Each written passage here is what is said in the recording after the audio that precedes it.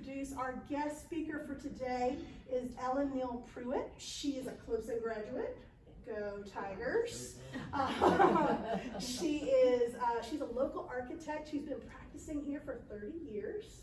And she's very, very passionate about historical architecture. She speaks about this topic in other spots, and we're thrilled to have her here. She's currently practicing with Chatham, Fletcher, and Scott, which I think we have a bunch of y'all here today, so we're so glad to have you here. Welcome, welcome, welcome. Please give a warm welcome to Ms. Neal Pruitt.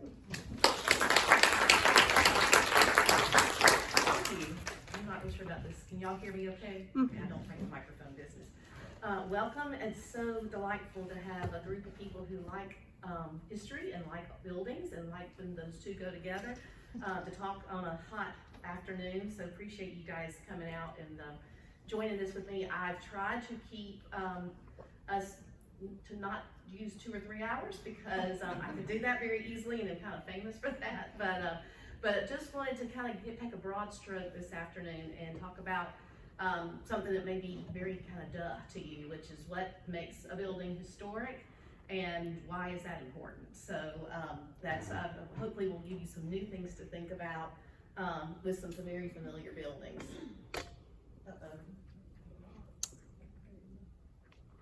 Okay, worked a minute ago. Press down. Put down one. I was. Oh. Up.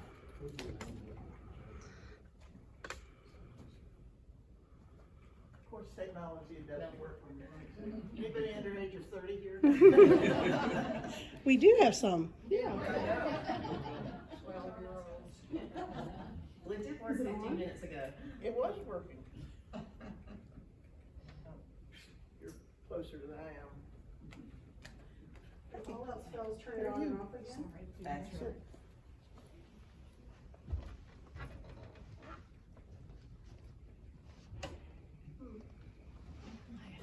And if all else fails, I'll just ask you to turn the page for me. I'm just going to go in there and I'm going to Okay. click through it. So I'm sorry. I can do it. It don't have a ton, but we That's still fine. want to do it. I'll Yep. just give you a signal to change. So, while we're waiting on that, I'll go ahead and we'll kind of start thinking. Old buildings, I'm guessing that if you're here, you probably love an old building. Don't have to convince you that they're valuable to us for a lot of reasons. Where most lately, architects are talking about that if you're trying to be sustainable for the planet, using old buildings is a smart thing to do because we use resources that are already in place. We don't tear things down and start all over. We don't fill up landfills. We don't do things like that. So those of us who love preservation for a long time are tickled that that is yet another excuse to value old buildings. But of course, there's many other reasons too.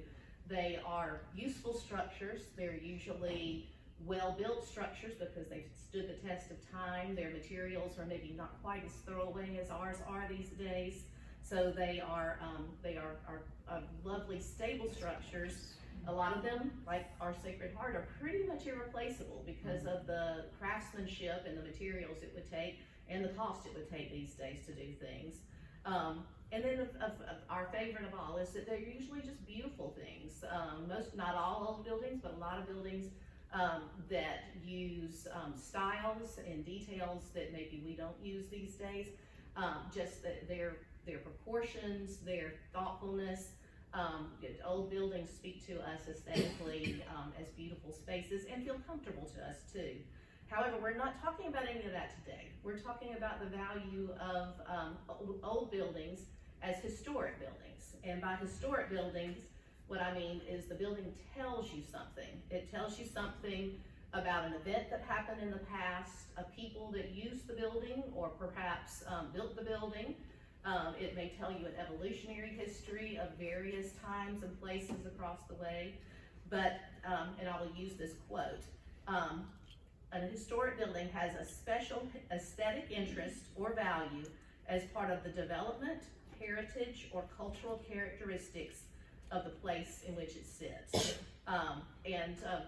When historic preservation first became a science, a study in America in the 40s and the 50s, the main thought was that the old buildings were of value if they were historic. They needed to tell you something. Colonial Williamsburg explained how people lived back then.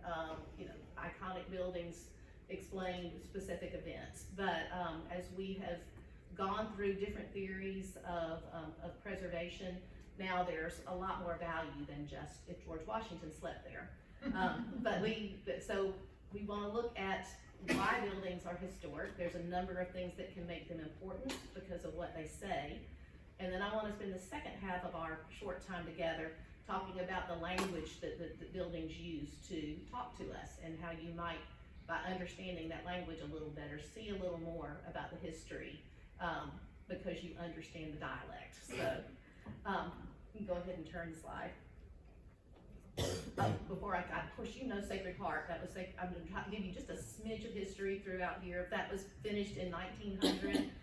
You probably all are very familiar. It was built by Brother Cornelius Otten, who built Catholic churches, or designed Catholic churches in multiple places, including Macon. So, and it's in the Romanesque Revival style.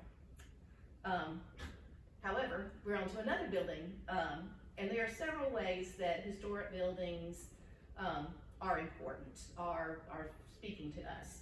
The first and probably most limiting one, that's probably also the most identifiable, is that historic buildings are iconic. They may be a symbol of a place or a group of people, or even just an event. So we know, if I say the White House, you know exactly what that looks like, and it means something to you. If a lot of times government buildings, possibly if I say St. Patrick's Cathedral in New York, you have an immediate picture of what that is, maybe an experience. So buildings that are not just monumental, but have become so tied into the place that they become the place itself. And of course, nothing is more iconic in Augusta than the Augusta National.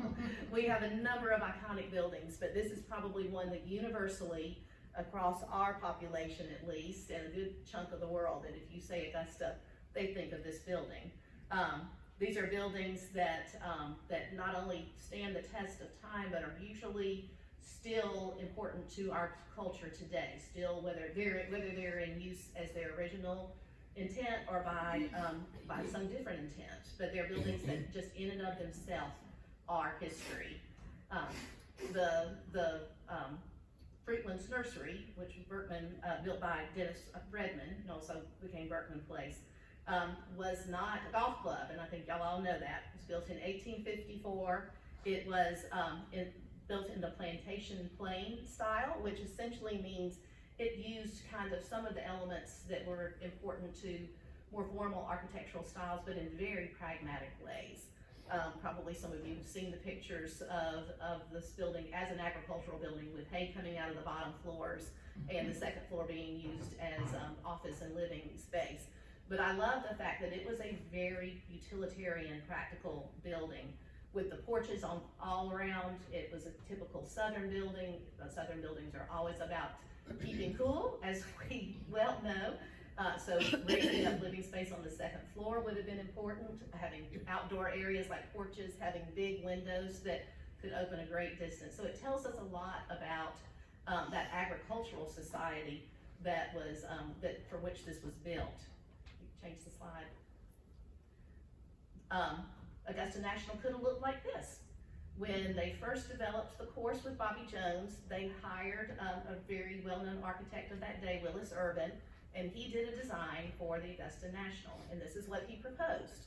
It's not unlike a lot of buildings that he did in Aiken. He did winter colony residences in Aiken. He did a lot of things in Augusta. And I look at that and think, can you imagine that on the trophy? I'm so glad that's not what's on the trophy. And strangely, this is obviously in an early 20th century revival style. It has columns, it has big windows, but it's much more formal, it's much more kind of staid. And I love the fact that our icon, that clubhouse, it was just a regular Southern agricultural building that catered to the land, that catered to the surrounds, and somehow that became a beautiful, iconic symbol of that beautiful golf course. I have no doubt that if it hadn't been so fitting, if it hadn't been so charming, and in charming it has something to say to us, then maybe that wouldn't be what's on the trophy. It would be a magnolia or a pine tree or something like that. So iconic buildings, buildings that tell us immediately something, are the most easily recognizable historic building. The second one is probably the most, what you think most common, everybody's shaking their heads. The most common kind of building, and I will call it a monumental building. A building that is associated, again, with a certain event, a certain time in history, a certain individual, and therefore it is a monument, or it is a symbol for that thing that happened at that time. It may not be recognizable immediately, but it's important because of what it's tied to. As you all probably well know, I'm using a lot of very famous examples today. This is not the George Washington slept to your house, but the George Walton slept to your house.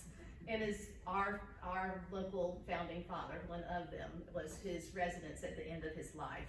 So George Walton lived in his home when it was first constructed in 1791, and lived there, or called it a residence, until 1804 when he died.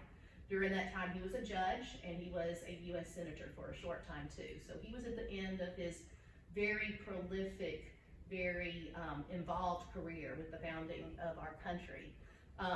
We do know that the Daughters of the American Revolution own this home, have done that for over 100 years now, and in the last several years have hired a preservation company to do in-depth analysis of what was original to the house, what was not original, and to interpret it in a way so that you can understand more about George Walton and the time that he lived there. So everybody wonders now, what's up with the roof, and what's up with the fact that there are two doors? And they know now that the original structure was just the first 3 bays. So if you look at the little section over there, just that very small section, possibly had some more building to it, but that is all that remains of the original 1791 building. Not too long after that, and possibly while George Walton was still alive, they added the second bay. And then there are a number of changes, as most homes go through, that are in different parts of the building now. So they've been very careful, although it doesn't make it the most romantic and practical house. That the point of the historic building, the point of its preservation, is to tell the story of the early days of Augusta and the late days of George Walton. So that has been very important. It's monumental buildings that we want to preserve or restore, as opposed to renovate or adaptively reuse. Usually they are taken to a particular period of time and interpreted from that point. So as in Woodrow Wilson's house, obviously, he lived there when the house was first built, and so it has been restored to what it was like in the 1860s. However, he would, if he had lived in that house in the early 1900s, they may have foregone the earlier things and interpreted it 1900s. So an important part of this building is not just that it's old, or it happens to be one of the older things, but that it was associated with something in a particular period of history. We have a number of monumental buildings in Augusta, some of them restored to particular periods, some of them evolved through different times. However, they're important to us all in understanding that particular historic event. So that's very, very easy to understand. And again, when most of us think about going to a historic house museum or going to a recreated plantation or something like that, it is to help us understand that particular moment in time or the particular people who lived there. That's an easy one. But architecture talks to us in different ways too. It also tells us an awful lot about the culture of the time. And this is where it gets a little fun, and it gets a little muddy, because not all buildings that are old are historic, and not all buildings that are historic are old, by the way. But we want to, but there are lots of buildings. We are absolutely rich in Augusta with buildings that reflect the age that they were built in. They reflect the culture of the community. They reflect what was going on at the moment. They may have had significant events going on from time to time, but most likely they just represent a certain period. This example is, of course, the Enterprise Mill, and it really is a beautiful example with a rich history that shows the cultural development during the Industrial Revolution in Augusta. And we go from the simplest fact, let's see, no, it's not happy. If you look at the far left, the rock building that you see from the Calhoun Expressway is the original 1845 flour mill that was built. It was a granite flour mill that was built on the canal when the canal was not as wide or as involved as it is now. But it was, if you think 1845, this is still really pretty early, but it's some of the first times that because of the canal, because of that, that commitment by our fathers in Augusta, we started to see a transition from an area that was primarily agricultural to an area that was more industrial. And of course, we continue to be agricultural, but the South in particular became very much of a manufacturing base and continues so in that day. And this building tells us about that. It tells us a lot of things. When I first looked at this building in the 1980s and it was empty, I was struck by the fact that it's ornate. It's absolutely beautiful. We have these Second Empire towers. We have a bell tower in the back that's got all sorts of beautiful brick detailing. We've got chimneys, as you know, we've got all, and you've all probably been here for different things. Even the windows are beautiful. Why in the world did it matter? We do manufacturing facilities in Butler buildings now, you know. But back in that day, as they were developing industrial communities, this was a huge point of pride. This was their billboard. This said, the product that we make here is of high quality. This said, don't you want to work here? We take good care of you. The community that developed all around it used this as their clock, as their community building. They had a store there.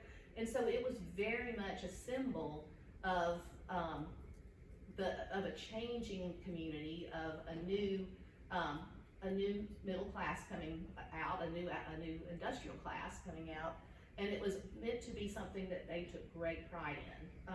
All of the buildings on the canal, and as you know, we have lost some of our canal buildings, but we have a good deal of mills left, and they really do speak to the fact that this was this made Augusta a progressive town, a town that you might want to move to, a town that you might want to give up farming and come and work in the mills, a town that was going to take care of you and your family. So there's a lot of things that it says, just down to the very basic facts of how hard it was to work in a mill, because we know those huge windows were their air conditioning. Those huge windows were their light in the winter time. The stairs that are in these stair towers were out of the way, so because the equipment filled those spaces, and if you've been inside, you know it was a huge forest of columns filled with manufacturing equipment. So there's a lot that this building says to us as we drive home or we drive downtown for something, and that goes beyond just the fact that it is a Victorian era mill building. The second, I started with the 1845 building. The first section, which comes to about the center, a little past the center, with just one tower, was built in 1877, just post-Civil War during our Reconstruction time. And then the second segment with the second tower was built in 1881. So we know that that was a flourishing mill if over a period of 4 years they did those sort of additions so quickly. And then of course a number of additions in the back. So we want to look at buildings, and it helps to know the age and the era, but a lot of times you can figure out the era by what the building is trying to tell you and what they're trying to tell you about the way people lived back then. Go ahead.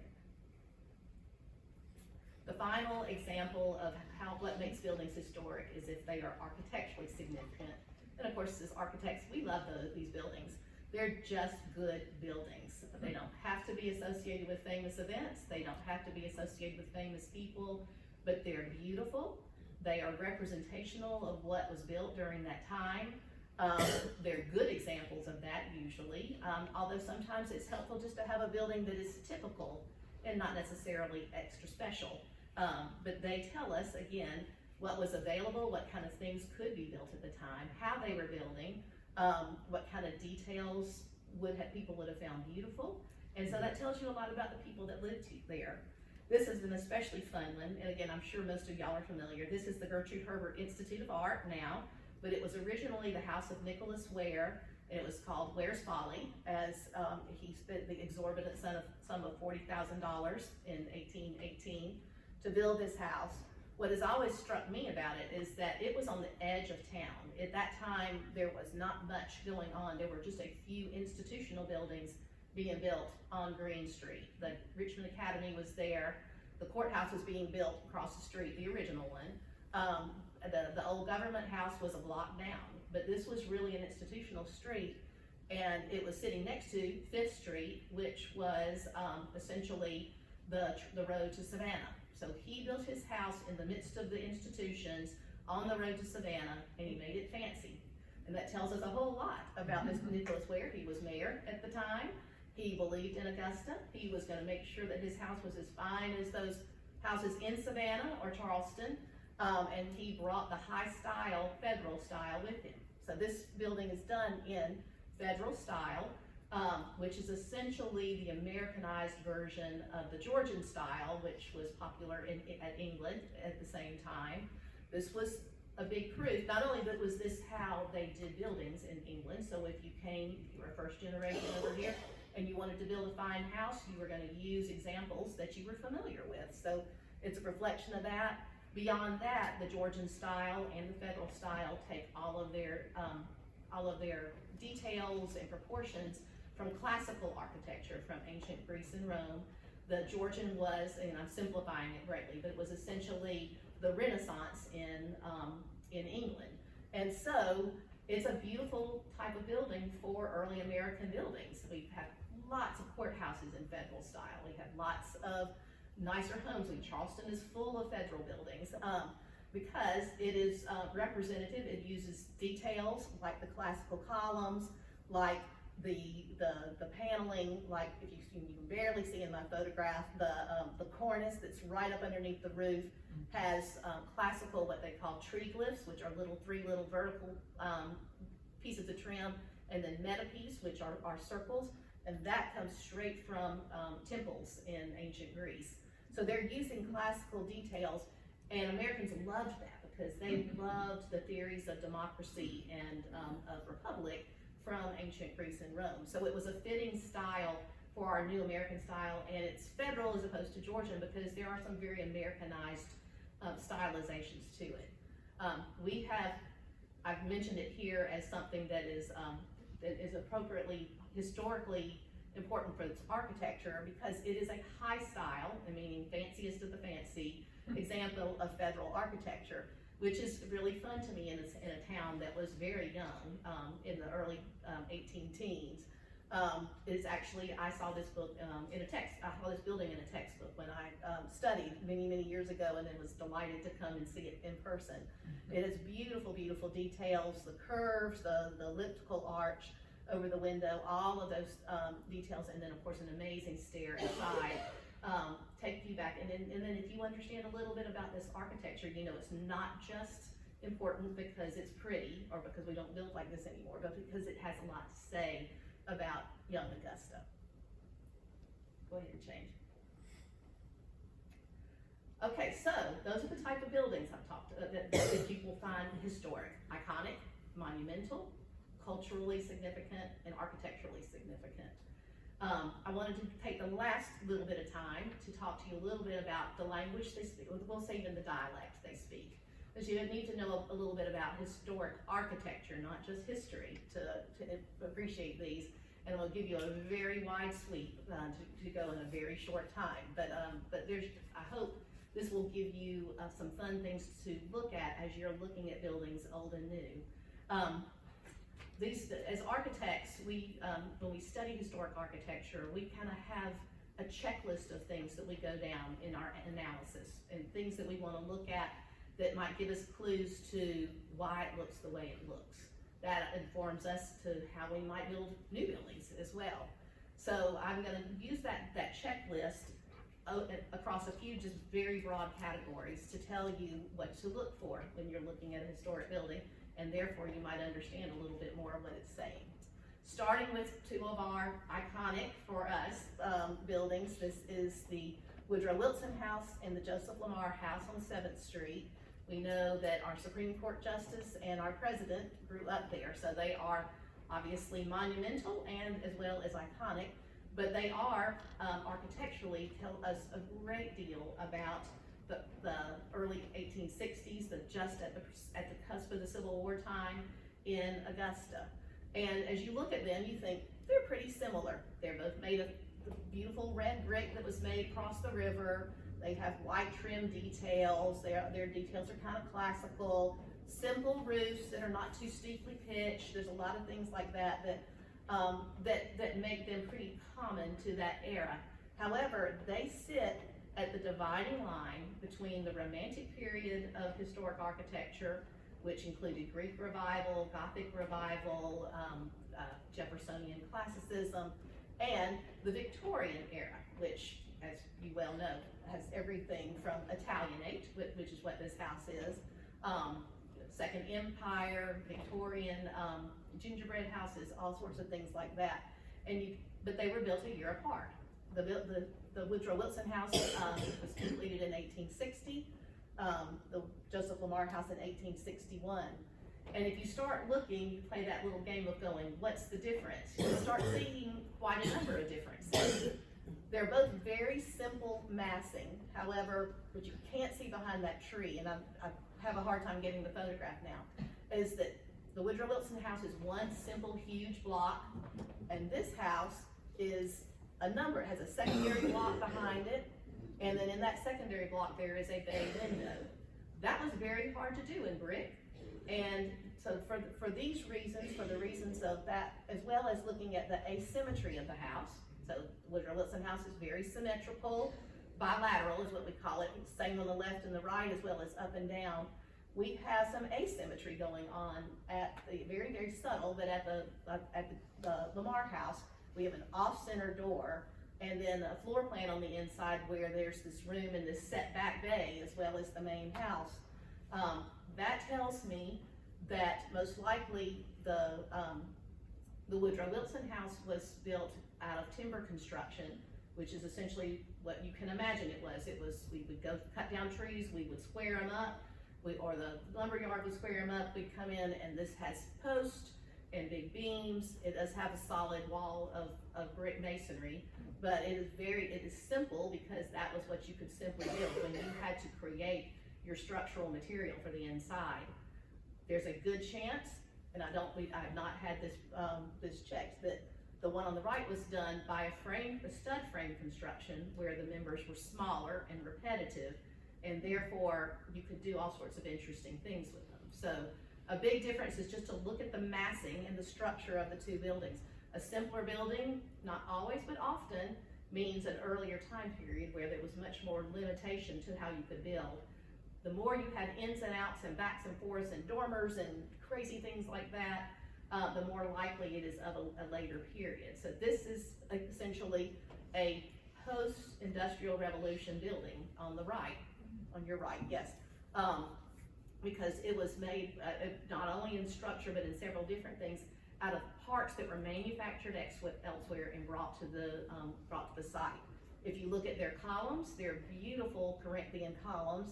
Those were manufactured, as we would all think about it naturally now. You bought that from the column manufacturing guy, whether he be in Columbia or Savannah or Charleston, but he did it and you brought it in. The simpler structure of the porch at the Woodrow Wilson House was probably made on site. The details, if you can look very carefully and you can see better, go by there and see it if you can. There are beautiful, beautiful brackets up in the eave.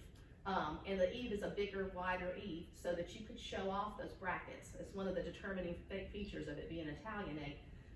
They're very ornate brackets and they're huge. I know, I think some of y'all might have seen some of them as they've done some restoration over time. Beautifully, ornately carved. There's no way that a modest middle-income pastor's family's house could afford an artisan to make all of those individually. But you could buy them if they were being mass-produced somewhere. And so just that level of detail here versus the simpler detail of the Wilson House does make for two different styles, but it also tells you that this house, I don't know whether the builders, this was just a younger builder, we know the names of the builders, but who knows what we can suppose, but they were taking more advantage of all of these newer mass-produced things, whereas the Wilson house was being built very traditionally, as houses had been built for the last 30, 40, 50 years, back to the time of the Herbert house that we looked at earlier. So that tells you a lot. Go ahead. The next thing that you might not read immediately, but you want to look at, is layout of buildings. And this is one I don't have as good of a photograph for, but you want to look at how the buildings have been used. I think a lot of you may be familiar when you go into a 1970s house, there's a warren of little bitty rooms because we shut everything off. We only heated what we needed to during the energy crisis. We lowered those ceilings. We made the houses practical. And then we came in the 80s and 90s and blew them all up and opened them all up.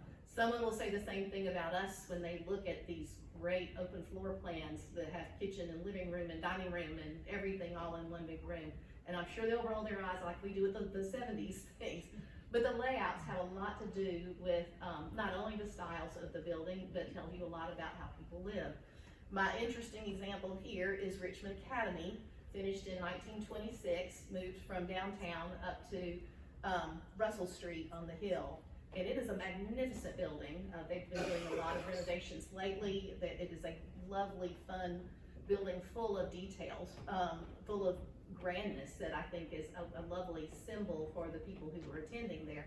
However, what I wanted you to look at was essentially what they did to make it practical in the layout. They set it up on a raised base, again, probably for cooling and for handling of the grade. If you look, to me, one of the most distinguishing things are these huge bands of windows. The windows individually are huge, and then they're grouped into a huge band. That tells you these are probably classrooms. And classrooms were going to use as much natural light and as much natural ventilation as possible. The central hallway and the symmetry of it all kind of tells you about the order that they wanted to have. If you went around to the other side and saw the auditorium with the huge monumental windows, you will know that, that again, the windows were the thing of this period when they were still, they were loving detail, but the detail needed to be very functional as well. So this is the sort of thing I think you can see more if you are walking through a historic home or possibly a museum building. The medical college is a great example of looking at how they do their function, and the way the building functions will tell you a lot about the people that use that building. So definitely a harder thing to have a pretty picture of, but definitely something that you want to pay attention to. Okay. The third thing I think this is well worth seeing, excuse me, is the way the building is decorated. And this is one of my favorite buildings in town. And if you come down Walton Way, you're probably familiar with it. It is on the edge of the historic Harrisburg neighborhood, a classic Queen Anne Victorian house. Simple, but very, very attractive and almost gingerbready in its beauty. This is indicative of all of the houses in Harrisburg, in my opinion. This was probably, because it sits on a corner lot, because it was two-story, this was probably a mill manager or a shift manager. It was probably someone of a higher rank in the mills. But the same thing that I'll say about this house applies to those little tiny shotgun houses. And that is, for the first time after the Industrial Revolution, after the beginning of the 20th century, and this was most likely built in the very, very early 1900s, so late Victorian style. And for the first time, really, anyone could own a home and anyone could put style in it. So you have very, very simple houses that all of a sudden will have a gingerbread trim of porch, and that gives them some uniqueness. It says that they are important, that they are not part of the group. It gives them a place to visit with their neighbors, so it's functional as well. So in these late Victorian, what they call folk Victorian houses, the details tell us a lot about the pride that the people had in owning a home at that time, about the importance of community, so that these porches, always on front, never in back like we do now, but the porches were all about connecting with community, that still raised spaces and tall windows were important because they would help keep you comfortable, but the way that the house looked had a lot to do with your pride of who you were. It was some identifying.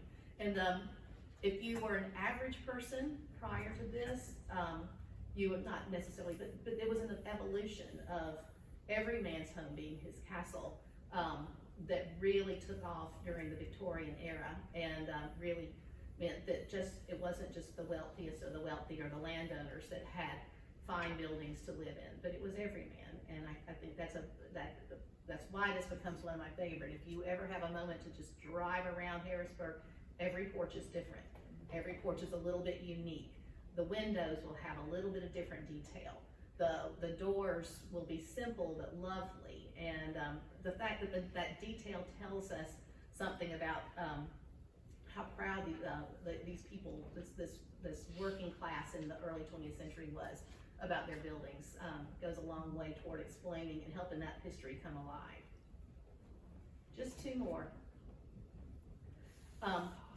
The interesting thing, and this is again, lovely, maybe this is one that you're not as familiar with, but this is, I just wanted to use one building to pull it all together, to say a building can be analyzed in a lot of different manners, but if you started with massing, and you followed up with symmetry, and then you looked at the big picture details like the windows and the doors and the chimneys, and then you took it further and you looked at what kind of roof it was, and you looked at the details that were added to it.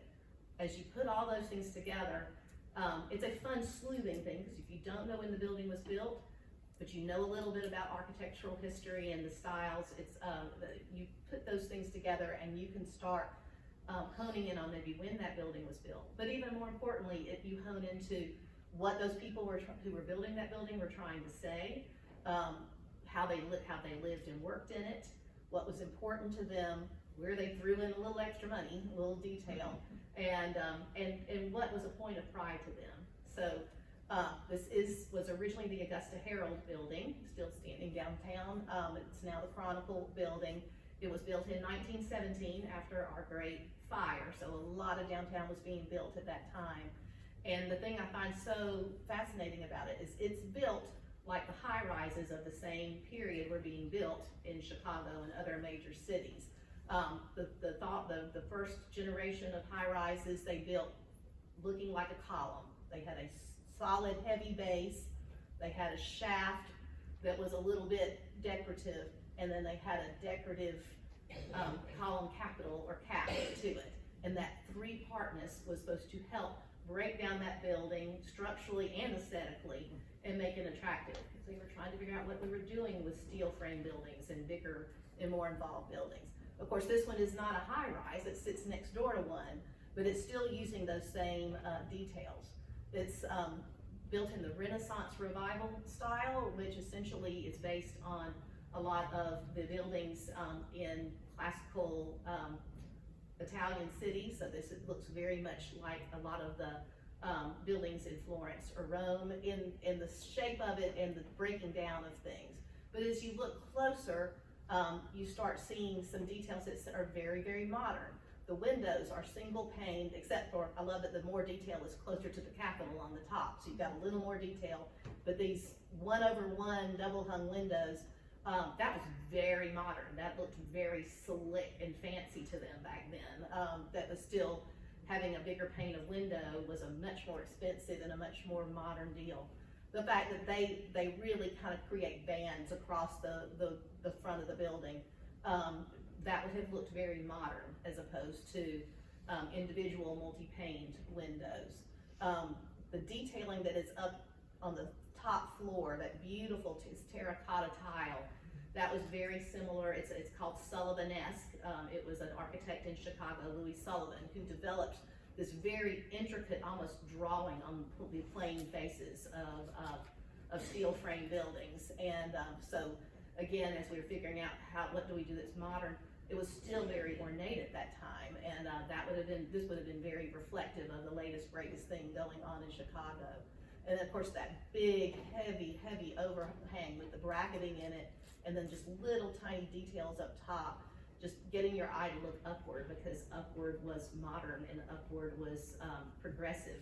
And that, so the fact that the building at the bottom is very simple but much more ornate up top, says what they were trying to do here. They were trying to be very modern, but at the same time they were trying to be very traditional. We're using classical elements, we're using things that are very familiar to people, using it in very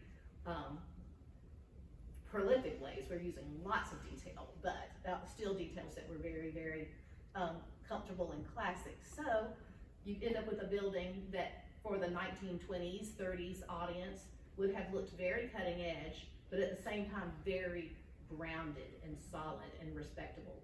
And isn't that exactly what a newspaper would want it to be? Progressive and yet stable and dependable. So I love the fact that that building spoke to those people. And if we have just a little bit of information, it can speak to us today. Last slide. So, thank you for walking through some various and sundry historic buildings today. I hope I've given you a couple of tools that might make it fun to do some analysis, that might make it fun to slow down and notice a little bit. It works on modern buildings too, although you may be a little disappointed from time to time. Our group hopes you not. But just know that buildings are much more than just support and security for individuals and stuff. They are things that speak to our culture. They certainly are witnesses to history, and if the architecture is good, they are part of that history. So, that is all.